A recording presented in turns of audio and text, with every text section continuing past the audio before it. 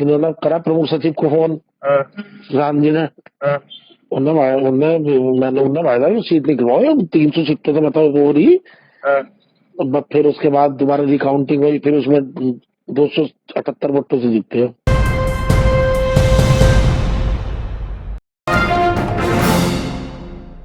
भाजपा की उत्तर प्रदेश में जीत के बाद अब धीरे धीरे चीजें निकलकर सामने आ रही हैं और कुछ वीडियो, कुछ ऑडियो सामने आने के बाद ये पूरी तरह से स्पष्ट होता नजर आ रहा है। और जब इन वीडियो और इन ऑडियो की देखने के बाद, इन पर बारीकी से निगाह डालने के बाद, जब आप उन सीटों का मुआवजा करते हैं जहां पर बहुत कम डिफरेंस से हारे हैं, या बहुत सारी जगह ऐसी हैं जहां पर मंत्री हारे हैं बीजेपी के, तो उन सब चीज़ों को जब आप बारीकी से देखते हैं और एक एक सीट का जब आप मुआवजा करते हैं, तो उसके बाद ये बात स्पष्ट हो जाती है कि पूरा एक एक सीट की प्लानिंग की गई थी।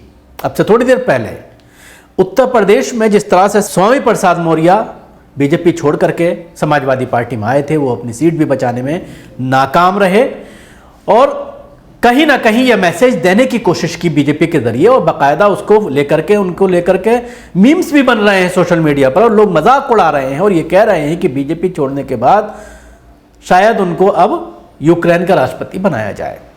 इस तरह के मजाक चल रहा है। लेकिन उनका एक ट्वीट आया है, उन्होंने कहा है कि बैलेट पेपर की वोटिंग में समाजवादी पार्टी 304 सीटों पर जीती है, जबकि भाजपा मात्र 99 पर, किंतु ईवीएम की गिनती में भाजपा चुनाव जीती। इसका मतलब है कोई ना कोई बड़ा खेल हुआ है।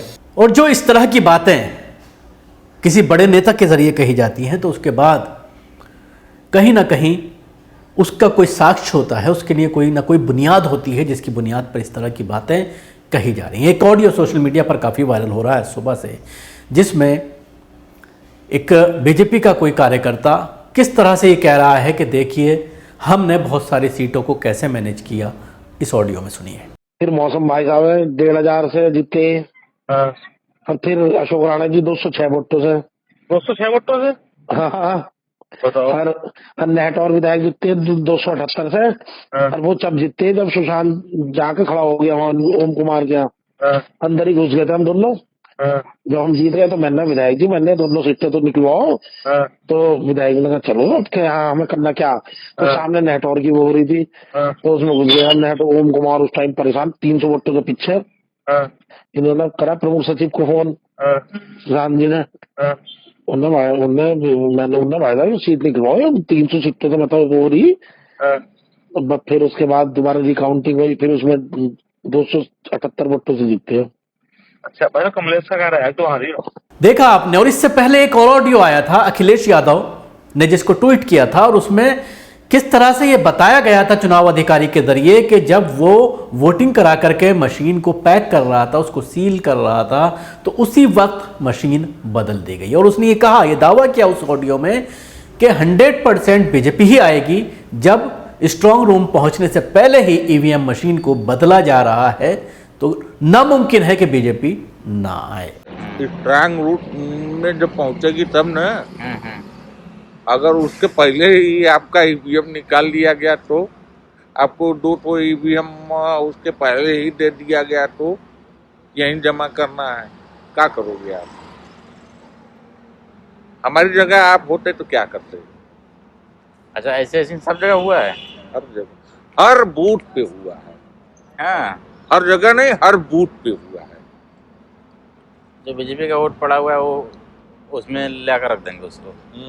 विरोध हम लोग किए थे, हाँ, लेकिन अब क्या करें, अब हम लोगों की हैसियत नहीं है ना। हाँ, हम लोग बहुत छोटे कर्मचारी हैं भैया, हम लोग अध्यापक हैं। यही है घर आपका? चरना में है। धरना में है? कहाँ, जमुना नगर में, किस जमाव में? न, जमुना नगर के बगलिया में टरना एक पंडितान, और हम पंडित हैं। और उसका आपने देखा किस तरह से उसके बाद एग्जिट पोल मीडिया को खेल करके उसको मैनेज किया गया, और उसके बाद नतीजे एग्जिट पोल के हिसाब से आए।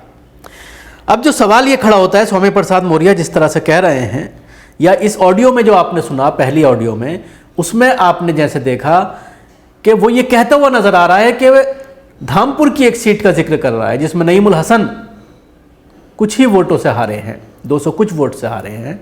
और वही कह रहे हैं कि जब हम वहाँ पर पहुँच गए, वो मुसलमान था, हम हिंदू थे, हम जीत रहे थे। तो ऐसे में वो वहाँ से फरार होने में उसने नईमुल हसन वहाँ से चले गए। यानी कहीं ना कहीं प्रशासन का दबाव, फिर हिंदू मुस्लिम का फैक्टर, फिर बीजेपी आती सरकार। यानी जब सुबह से ही जब लीड पर चलने लगी बीजेपी तो प्रशासन पर एक दबाव बन जाता है। और आखिर में आपने देखा कि शाम को जो सीटों का अनाउंसमेंट होता है, जो सबसे आखिर में सीटें बताई जाती हैं जीतने की बीजेपी की, तो उसमें बहुत ही कम मार्जिन से बीजेपी जीती है। तो ये पूरा एक खेल रचा जाता है। और ख़ासतौर से जब इस तरह की चीज़ें होती हैं तो प्रशासन दबाव में आ जाता है। तमाम डिस्ट्रिक्ट के जो मजिस्ट्रेट हैं वो पूरी तरह से दबाव में सरकार के आते हैं कि अब दोबारा से योगी आ रहे हैं, इसलिए लोकल नेताओं की माननी पड़ेगी। अगर हमने नहीं जिताया तो हमसे सवाल किया जा सकता है। और उसके बाद ये सीटें जो हैं जिताई गई। कुछ मैं सीटें आपको बताना चाहूँगा जो बहुत ही कम मार्जिन से जीती गई हैं। और उसमें जिस तरह से कहा जा रहा है मीम को मजलिस को जिम्मेदार ठहराया जा रहा है, लेकिन मजलिस से ज़्यादा बीएसपी जिम्मेदार है। अलीगंज मार्जिन था 3810 का, और यहाँ पर मीम का कोई भी कैंडिडेट नहीं था, यानी मजलिस का कोई भी कैंडिडेट नहीं था। और आई 1647, यहाँ पर मीम यानी मजलिस के कैंडिडेट ने 2190, कांग्रेस के कैंडिडेट ने 2694 और बीएसपी ने 28,000 वोट यहाँ पर हासिल किए। और 1647 वोटों से ये सीट समाजवादी पार्टी लूज कर गई। बादलपुर 1326 वोट से लूज किया, यहाँ पर भी मजलिस नहीं थी, यहाँ पर भी बीएसपी की वजह से हुआ। बड़ौत 315 वोट, बिलासपुर 307 वोट, दोनों जगह पर मजलिस नहीं थी। बिजनौर 1445 वोटों से यहाँ पर मजलिस को मिले थे 2290, बीएसपी को 52,000 वोट मिले हैं यहाँ पर। चांदपुर में 234 वोट से सिर्फ हारी है। चिबराम 1111 वोट से यहाँ पर मजलिस नहीं थी। धामपुर 203 वोट से, इटावा 3984 वोट से, फरीदपुर 2921 वोट से, कटरा 357 वोट से, कुर्सी 217 वोट से, मरियाहू 1208 वोट से, मुरादाबाद नगर 782 वोट से। मजलिस को यहाँ पर 2261 वोट मिले, बीएसपी को 14,000 वोट मिले हैं। नकुर से 315, मजलिस के कैंडिडेट को यहाँ पर मिले 3593। नेटौर 258, फूलपुर 2732, सलोन 2111, शरावती 1457, सीतापुर 1253 वोट और सुल्तानपुर में 1009 वोट। आखिर की जो मैंने ये 6 सीटें गिनाई हैं, इसमें कहीं पर भी मजलिस का कोई कैंडिडेट नहीं था। यानी पूरी तरह से नुकसान जो पहुंचाया है वो बहुजन समाज पार्टी ने। अब इसके साथ ही एक और वीडियो सोशल मीडिया पर वायरल हो रहा है। रचना सिंह जो प्रत्याशी हैं, इलेक्शन लड़ रही थी समाजवादी पार्टी के जरिए, उन्होंने एक वीडियो अपने इलाके का, अपने स्ट्रांग रूम का शेयर किया और ये कहा है कि स्ट्रांग रूम का दरवाज़ा तोड़ करके सुरक्षा के दरमियान एक शख्स दरवाज़ा तोड़कर अंदर गया और उसके बाद उसने मशीनों से छेड़छाड़ की और बाहर निकला। उसके लिए बाकायदा उन्होंने एक वीडियो सोशल मीडिया पर शेयर की है।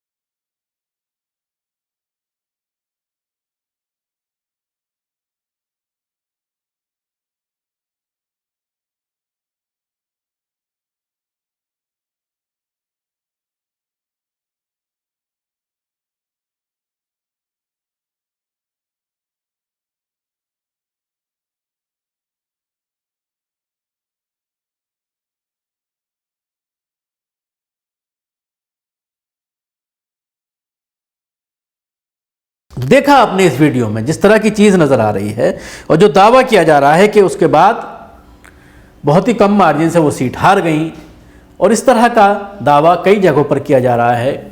और जो ऑडियो आ रहे हैं, क्योंकि अगर आप सेकंड और फर्स्ट फेज की बात करते हैं, जिस तरह से जाट का जो इलाका है, पहला और दूसरा फेज, इसमें ये बात पूरी तरह से स्पष्ट हो रही थी। बीजेपी के नेताओं को जिस तरह से दौड़ाया जा रहा था, जिस तरह से वहाँ पर एंट्री नहीं दी जा रही थी, तो आखिर जाटों ने वोट कैसे दे दिया। लेकिन जाटों की इस लैंड को 2024 के लिए 2024 साधने के लिए यहाँ पर पूरी तरह से मैनिपुलेट किया गया, ताकि ये एक मैसेज दिया जा सके कि जाट अभी बीजेपी के साथ है, कहीं नहीं गया है। और उसका नतीजा आपने ये देखा कि जहाँ पर सबसे ज़्यादा विरोध था किसान आंदोलन की वजह से, वहाँ पर बीजेपी के लोग जीतते हुए नजर आए और सरकार बनाने में कामयाब रहे। शुक्रिया। आपको हमारी कोशिश कैसी लगी ज़रूर बताएं। हमारे YouTube चैनल को सब्सक्राइब करना ना भूलें। इसके साथ ही बेल आइकन जरूर दबाएं। अगर आप ये वीडियो फेसबुक पर देख रहे हैं तो पेज को लाइक करें, उसके साथ ही फॉलो भी करें। धन्यवाद।